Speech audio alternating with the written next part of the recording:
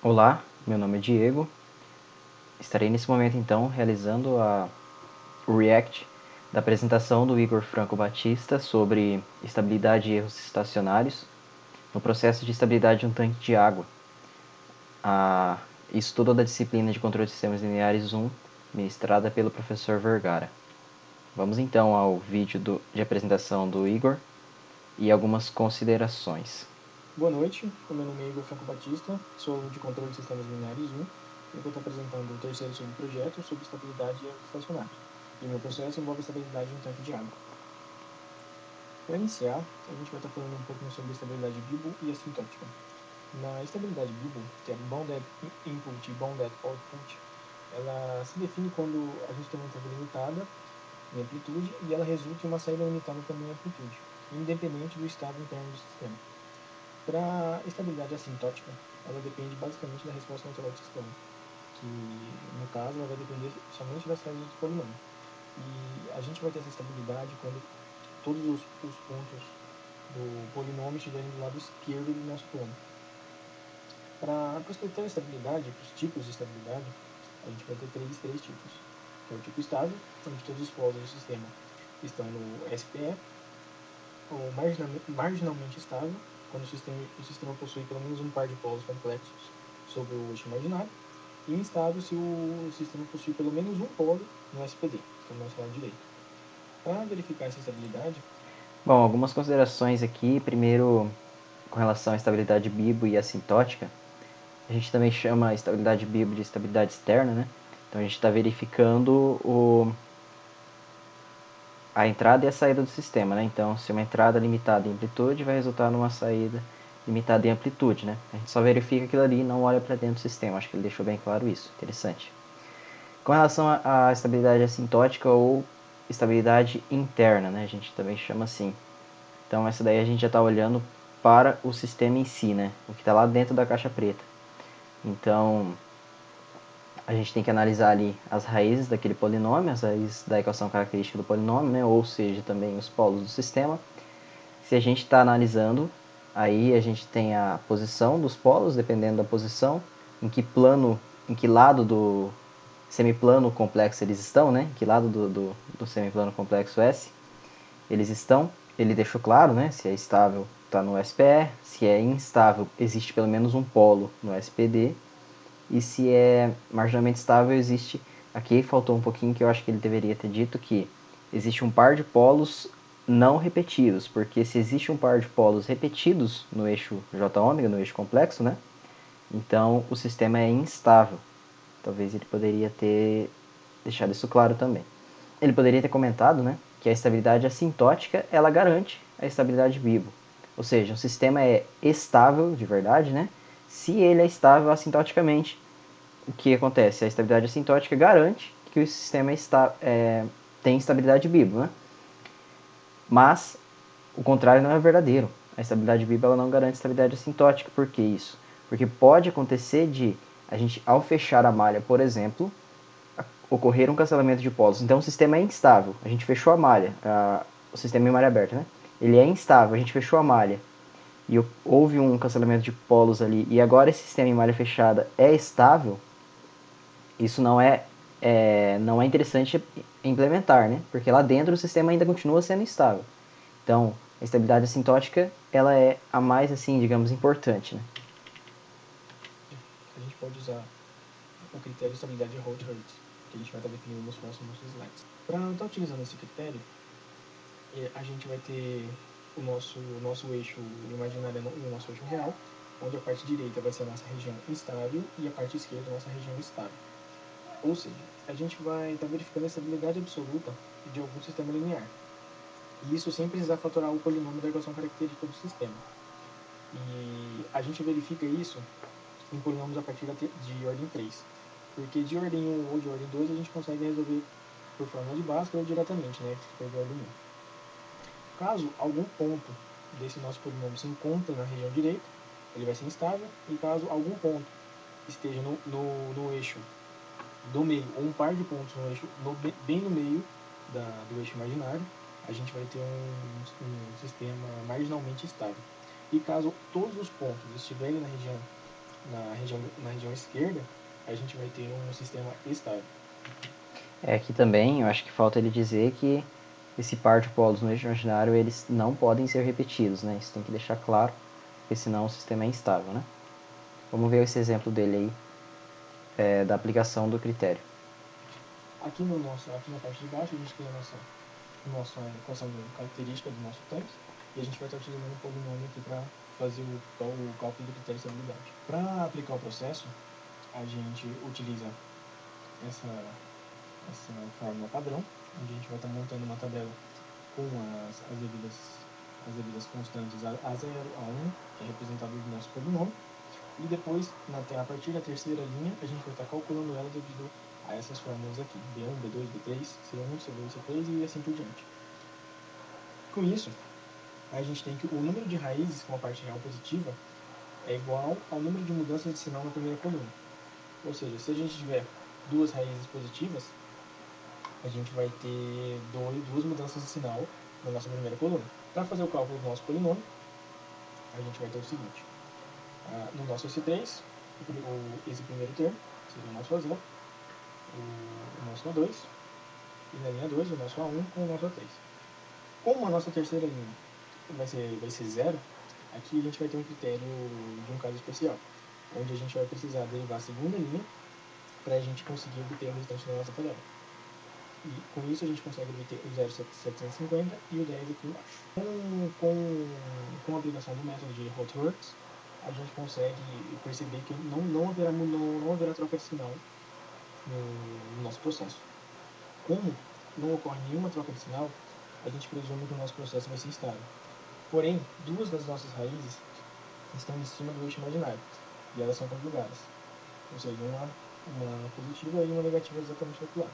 Então, o nosso sistema vai ser marginalmente estável de acordo com esse critério. Então, só algumas considerações aqui, bem interessante a forma que ele abordou o critério, né? E ele pegou a função de transferência do sistema dele, né? Do tanque, de controle do tanque. Legal. E, assim, legal ainda também que o exemplo dele, né? Que é esse daqui, ele já trouxe um caso especial, né? Essa função de transferência já trouxe um caso especial, que é uma linha inteira de zeros, né? Ele também, eu acho que poderia ter comentado ali que também existe outro caso especial, né? Que é quando existe um zero na primeira coluna, né? Da tabela ali. Nesse caso também tem que se utilizar um artifício matemático ali. Na verdade não é bem um artifício, né? Mas é uma forma de colocar um epsilon ali, você aplica o limite, enfim. Tem todo um procedimento que é bem facinho lá, mas serve para evitar uma divisão por zero, né? Porque quando você for para a próxima linha, você vai precisar dividir por aquele zero ali, vai dar problema, né? Acho que ele poderia também ter comentado, acabou não comentando assim, deixando claro que o critério de Routh-Hurwitz, ele não nos diz, na verdade ele deixou implícito, né? Mas não chegou a falar, assim, que o critério ele não nos diz qual que é o valor desses polos, né? E nos diz onde estão, né? Se eles, na verdade, nem nos diz onde estão, né? Eles nos diz quantos estão no semiplano complexo, né? No lado esquerdo, no lado direito e no eixo J ômega, é o eixo imaginário. Então, acho que ficou interessante sim essa abordagem dele, né? Ainda mais com esse processo, aplicando já no processo dele, né? Ele já viu outra coisa interessante aqui é que o sistema, se utilizar só o critério ali, você diria que o sistema é estável, né? Porque não houve uma troca de sinal ali.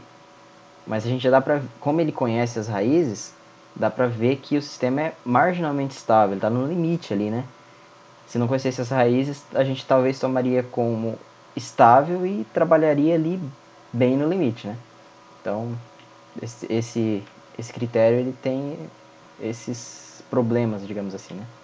Vamos ver a continuação. Com a aplicação do método de Hot-Works, com um tempo igual ao infinito. Nesses erros, a gente vai ter o seguinte: a gente vai estar dividindo o nosso sistema de acordo com o número de polos que a gente tem na origem. Ou seja, se a gente tiver nenhum polo na origem, vai ser tipo 0. Se a gente tiver um polo tipo 1, dois polos tipo 2 e por aí em diante. Aqui nas nossas constantes, a gente vai estar dividindo as constantes de posição, de velocidade e de aceleração. com seus devidos com suas devidos nomes. E aí, para calcular o erro, a gente vai ter o nosso limite de S também a zero, S vezes RS dividido por 1 mais a nossa função de transferência.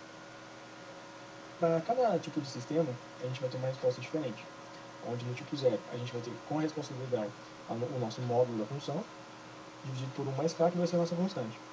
E quando essa função for degrau, a gente vai ter esse a sobre 1 mais k. Quando ela for rampa, a gente vai ter infinito. Quando ela for parábola, infinito. E no tipo 1, a gente vai ter o zero quando ela for degrau. No tipo 2 também. Quando ela for rampa no tipo 1, a gente vai ter um a sobre k. E quando ela for 2, ela vai ser zero na rampa. E quando ela for parábola, a gente vai ter um infinito também. E daí no tipo 2 ela vai diferir sobre a sobre k. Infinito também. Bom, aqui talvez seria interessante ele comentar também, né? E outra coisa interessante é que ele utilizou o A como amplitude ali, não um degrau unitário, rampa unitária e assim por diante, né? Ele utilizou como amplitude. Interessante isso também já, né? Visto aplicações práticas aí. Às vezes o degrau unitário é utilizado, né? Para um teste ali, para algo assim. Mas na prática não acontece bem isso, né?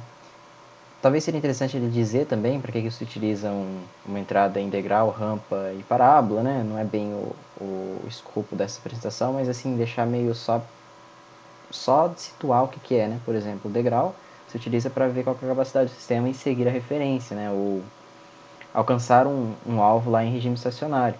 A rampa, por exemplo, qual é a capacidade do sistema acompanhar, né? Uma entrada que é linearmente crescente, né? Então, tem tudo isso, né? Mas eu acho que ele explicou de forma interessante. E outra coisa também, ele poderia comentar como que a gente evita, então, que tenha para uma entrada integral, por exemplo, a gente tenha um erro, né? Se a gente quer um erro nulo para uma entrada integral, o que a gente precisa fazer? Se o sistema é tipo zero, ou seja, vai ocorrer um erro em regime estacionário, a gente não quer que isso aconteça, então vamos colocar um integrador. Se a gente coloca um integrador, esse erro vai ser zerado, né? Ó, tipo de sistema, se tem um integrador, erro zerado, para legal.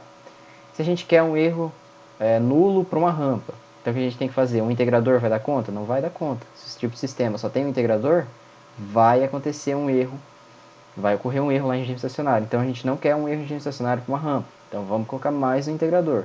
Então agora o sistema é do tipo 2, porque tem dois integradores. Então o erro em regime permanente, devido a uma entrada em rampa, vai ser nulo. Também, e daí no tipo 2 é o nosso tanque, onde a gente vai ter o cálculo Kp igual ao nosso limite, com S tendendo a zero da nossa função de transferência. Com S tendendo a zero a gente vai ter o G0H0, onde a gente vai estar aplicando o limite aqui embaixo, e a gente vai encontrar 1 sobre 0,375, que vai dar aproximadamente 2,667. Para o cálculo do nosso KV, a gente vai ter o limite tendendo o S tendendo a zero, e com isso a gente vai obter o KV igual a zero. No KA, basicamente a mesma coisa. Com S ao quadrado zero, a gente vai obter o KA igual a zero. Calculando o limite, o erro, a gente vai ter 1 sobre Kp. E 1 sobre Kp vai dar 0,375. 1 sobre 0 é um número muito pequeno, né? Bem perto de zero, a gente vai ter um infinito. E da mesma forma, aqui embaixo também, 1 sobre Ka, a gente vai ter um infinito. E com isso a gente observa que quanto maior o Kp, a gente vai ter um erro cada vez menor. E agora que a gente calculou todos os erros... Que é uma coisa interessante, né? Como a gente já sabia aí dos subprojetos anteriores, se a gente aumenta o ganho do sistema, a gente tem um erro em regime permanente menor, né? Então, um ganho ali, o Kp seria o ganho do sistema ali, infinito, faria com que ocorresse um erro em regime permanente nulo, como a gente já tinha visto, né? Agora a gente está vendo por que isso, né? Interessante. Ele só poderia comentar se o sistema dele, ele utilizou um compensador, por exemplo, com um integrador ali, para poder fazer com que o erro fosse nulo, né, em regime permanente, se ele evitou, né, como é que acontece, se o sistema dele realmente, o sistema controlado dele realmente vai ter esse erro, né, em regime permanente. Talvez seria interessante ele comentar. A gente volta aqui na tabela e confere como a gente tem lá a resposta no sistema um degrau, do tipo de sistema zero. A gente vai ter a resposta integral igual a sobre 1 mais k, vai ser essa resposta aqui. e a nossa função rampa e parada é igual a infinita, que vai ser essas nossas duas respostas do sistema aqui. Para os nossos erros estacionários diante ao perturbar. Bom, eu acho que a parte de regime estacionário devido à entrada, né, eu acho que ficou interessante da forma que ele abordou, né, como aquelas considerações que eu já fiz, né, mas eu acho que ficou interessante sim. Vamos ver como é que ele vai fechar aí esse subprojeto falando de erros estacionários devido à perturbação, né. A gente vai ter as nossas duas funções de transferência, que vai ser a nossa função de transferência de entrada e a de saída, que vai ser a nossa perturbação.